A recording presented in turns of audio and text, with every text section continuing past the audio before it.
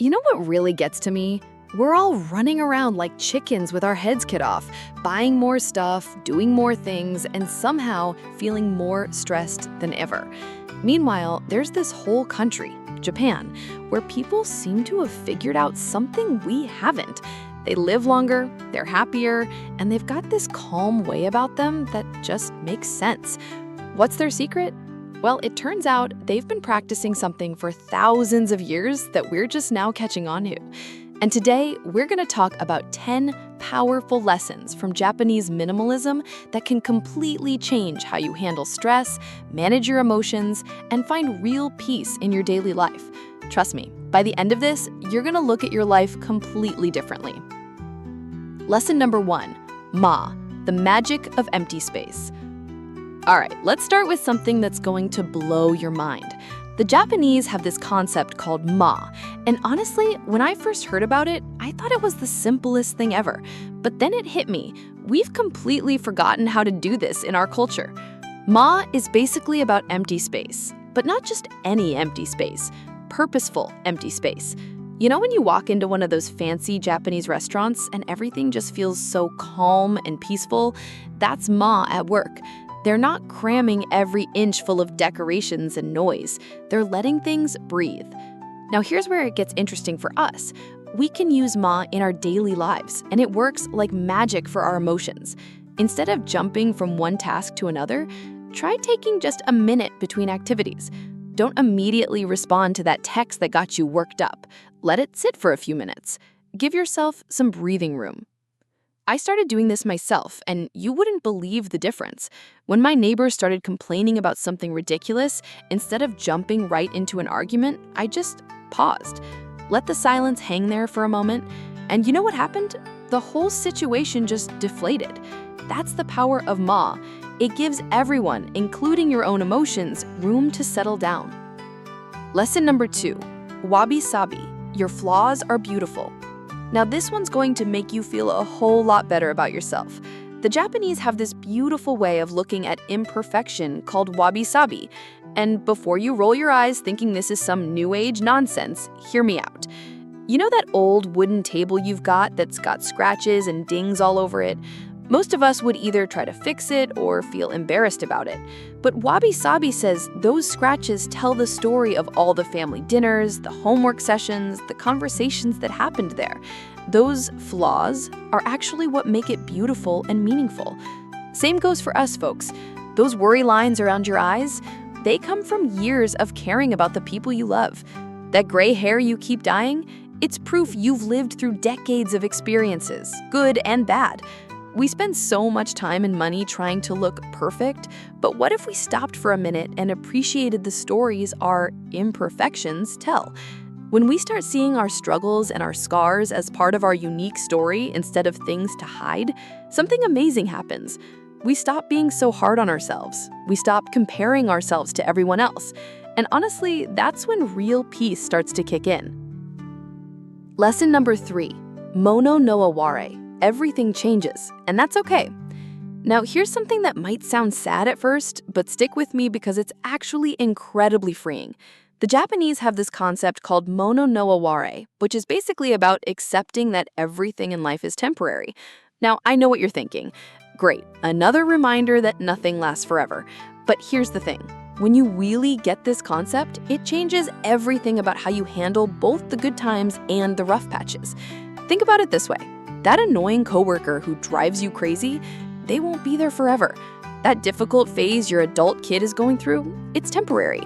But also, and this is important, that wonderful vacation you took last year, the fact that it ended doesn't make it less precious. Actually, it makes it more special because you can't have it whenever you want. I remember my grandmother used to say, "This too shall pass," whenever things got tough, but she'd also say it during the really good times as a reminder to pay attention and soak it all in. That's mono no aware in action. When we stop fighting against the natural rhythm of life, the ups, the downs, the changes, we can actually start enjoying the ride instead of being stressed about where it's heading. Lesson number 4, Ikigai, finding your reason to get up. Okay, this one's probably my favorite because it's so practical and it makes such a difference in how you feel every day. Ikigai is your reason for being, but not in some fancy, complicated way. It's simply what gets you excited to wake up in the morning. And here's what's great about it. It doesn't have to be some big world-changing mission. I know people whose Ikigai is making the best damn apple pie in the neighborhood. Others find it in teaching their grandkids how to fish, or volunteering at the animal shelter, or even just maintaining a beautiful garden that makes their whole street smile. The point is, when you have something that genuinely matters to you, something that's yours to care about, all those daily annoyances start feeling a lot smaller. Bad traffic doesn't ruin your day because you're thinking about that woodworking project waiting for you at home. A rude cashier doesn't throw you off because you're excited about the book club meeting tonight. Your Ikigai might change over the years, and that's perfectly fine. What matters is taking the time to figure out what truly brings you joy and meaning right now. Not what you think should bring you joy, but what actually does. Lesson number 5, Kaizen. Baby steps to big changes. Let me tell you about something that completely changed how I approach any kind of improvement in my life. It's called Kaizen, and it's all about making tiny changes instead of trying to overhaul everything at once. We've all been there, right? New Year rolls around and we decide we're going to exercise every day, eat perfectly, organize the entire house, and become Zen masters all at once. By February, we're back to our old habits and feeling like failures. Kaizen says, forget all that. Instead, what if you just put your walking shoes by the door each night? That's it. Don't commit to walking every day or for any particular distance. Just put the shoes there. What happens is, after a few days, you'll probably put them on and walk around the block. After a few more days, maybe you'll walk a little further. Same thing with decluttering. Don't try to organize your whole house in a weekend. Just clear off one small table. Then maybe tomorrow, clear one drawer. These tiny actions add up to huge changes, but they don't overwhelm you in the process. The beautiful thing about Kaizen is it works with your brain instead of against it. Big changes feel scary and hard. Little changes feel doable and even kind of fun. Before you know it, you've made more progress than you ever did with those dramatic New Year resolutions. Lesson number 6, Shinrin-yoku. Let nature heal your mind. This one's gonna sound almost too simple, but trust me on this. The Japanese practice something called Shinrin-yoku, which basically means soaking up the forest. But you don't need to live near some pristine wilderness to get the benefits. Here's what happens when we spend time outdoors. And I mean really spend time, not just rushing from the car to the store. Our nervous system actually starts to calm down. Our blood pressure drops. Those racing thoughts that keep us up at night, they start to slow down to a more natural pace. Even if you just have a small yard or a local park, try this. Go outside and just stand there for 5 minutes. Don't do anything.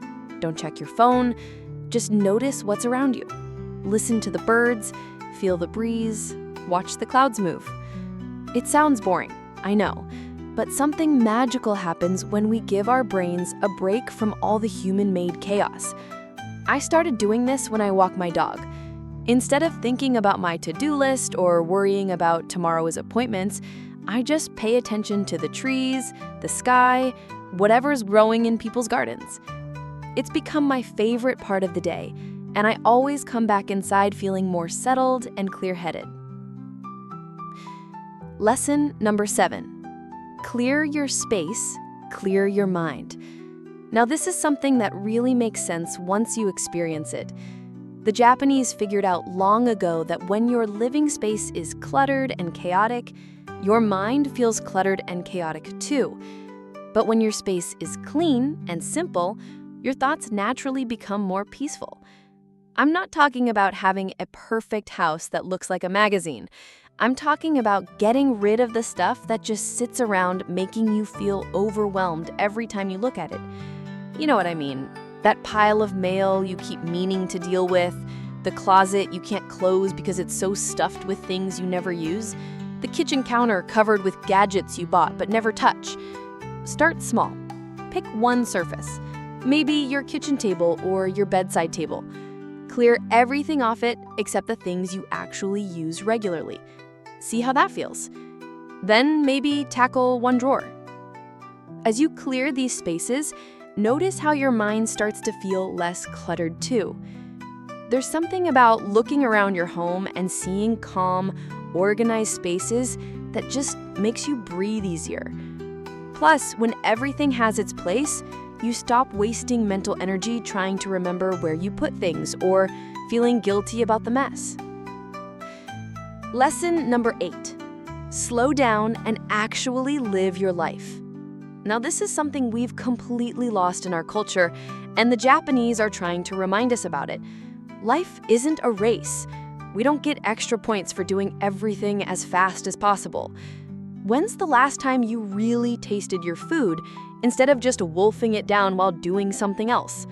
When's the last time you had a conversation with someone with half your attention on your phone?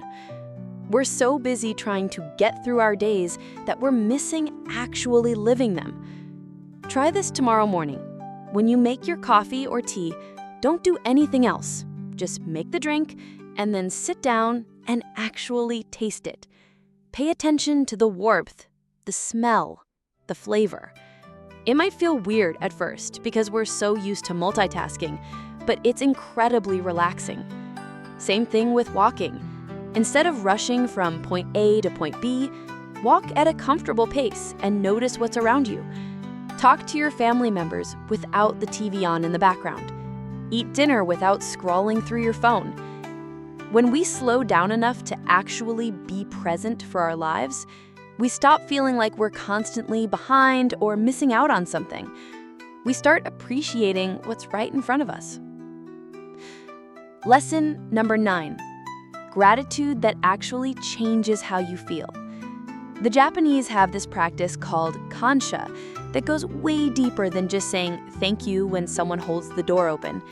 It's about really noticing and appreciating all the things that make your life possible, even the stuff you normally take for granted. I'm talking about being grateful for the person who grew the vegetables you ate for dinner, the folks who built the roads you drive on, the people who keep the electricity running so you can flip a switch and have light. When you start noticing all the ways other people contribute to your daily life, it's pretty amazing. But here's what's really powerful about this kind of gratitude. It shifts your focus from what's missing to what's already there. Instead of waking up thinking about all the problems you need to solve, you start noticing all the things that are actually working pretty well. This doesn't mean pretending everything is perfect or ignoring real problems. It means acknowledging that even during tough times, there are always things worth appreciating. Maybe it's the friend who checked on you when you were sick, or the strength you discovered in yourself when things got difficult. The more you practice this kind of deep appreciation, the more you realize how rich your life already is. Lesson number 10. Stop fighting battles you can't win. This last lesson might be the most freeing one of all. The Japanese have this phrase, shikattaka nai, which basically means it can't be helped, or nothing can be done about it. Now, before you think this sounds like giving up, let me explain why this is actually incredibly smart. How much energy do we waste getting upset about things we have absolutely no control over? The weather, traffic, other people's choices, the past, getting older. We can drive ourselves crazy trying to change things that simply can't be changed. Shikattaka nai isn't about becoming a pushover or stop trying to improve things. It's about learning to tell the difference between what you can influence and what you can't, then making peace with the stuff that's out of your hands. Your flight got canceled? Shikattaka nai. Getting angry won't make another plane appear, but accepting the situation means you can use that time to read, call a friend, or just relax instead of making yourself miserable. Your adult child made a decision you don't agree with? You can share your thoughts once, but ultimately, shikattaka nai. It's their life to live. When you stop wasting emotional energy fighting against reality, you have so much more energy for the things you actually can do something about. It's like finally putting down a heavy backpack you didn't even realize you were carrying. These 10 lessons from Japanese wisdom aren't just pretty ideas. They're practical tools that can genuinely change how you experience your daily life. The best part is, you don't have to master them all at once. Pick one that speaks to you. That's the Japanese way. Simple, gentle, and surprisingly powerful.